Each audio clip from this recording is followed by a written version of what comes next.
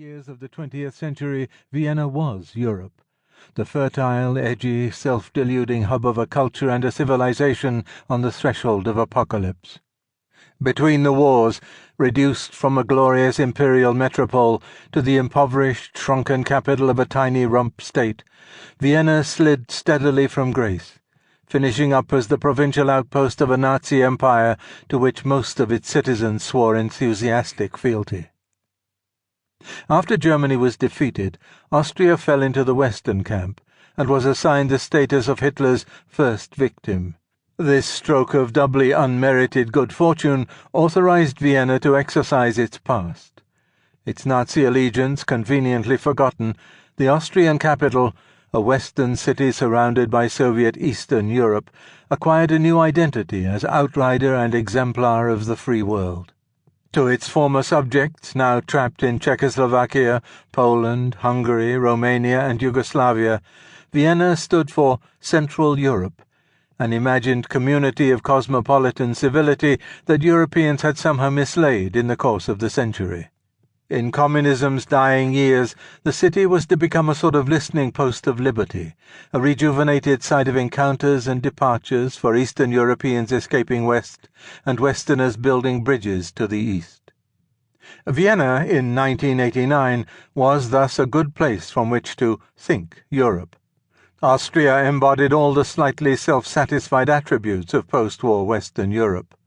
Capitalist prosperity underpinned by a richly endowed welfare state. Social peace guaranteed thanks to jobs and perks liberally distributed through all the main social groups and political parties. External security assured by the implicit protection of the Western nuclear umbrella, while Austria itself remained smugly neutral. Meanwhile, across the Leitha and Danube rivers just a few kilometers to the east, there lay the other Europe of bleak poverty and secret policemen. The distance separating the two was nicely encapsulated in the contrast between Vienna's thrusting, energetic Westbahnhof, whence businessmen and vacationers boarded sleek modern expresses for Munich or Zurich or Paris, and the city's grim, uninviting Südbahnhof, a shabby, dingy, faintly menacing hangout of penurious foreigners descending filthy old trains from Budapest or Belgrade. Just as the city's two principal railway stations involuntarily acknowledged the geographical schism of Europe, one facing optimistically, profitably west, the other negligently conceding Vienna's eastern vocation, so the very streets of the Austrian capital bore witness to the chasm of silence separating Europe's tranquil present from its discomforting past. The imposing, confident buildings lining the great Ringstrasse were a reminder of Vienna's one-time imperial vocation, though the ring itself seemed somehow too big and too grand to serve as a mere quotidian artery for commuters in a medium-sized European capital. And the city was justifiably proud of its public edifices and civic spaces. Indeed, Vienna was much given to invoking older glories, but concerning the more recent past it was decidedly reticent.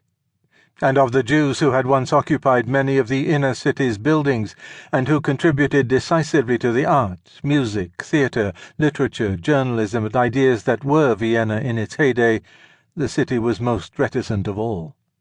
The very violence with which the Jews of Vienna had been expelled from their homes, shipped east from the city, and stamped out of its memory, helped account for the guilty calm of Vienna's present. Post-war Vienna, like post-war Western Europe, was an imposing edifice resting atop an unspeakable past. Much of the worst of that past had taken place in the lands that fell under Soviet control, which was why it was so easily forgotten in the West or suppressed in the East. With the return of Eastern Europe, the past would be no less unspeakable, but now it would, unavoidably, have to be spoken. After 1989, nothing, not the future, not the present, and above all not the past, would ever be the same. Although it was in December 1989 that I decided to undertake a history of post-war Europe, the book did not get written for many years to come. Circumstances intervened. In retrospect, this was fortunate. Many things which have become a little clearer today were still obscure back then. Archives have opened. The inevitable confusions attendant upon a revolutionary transformation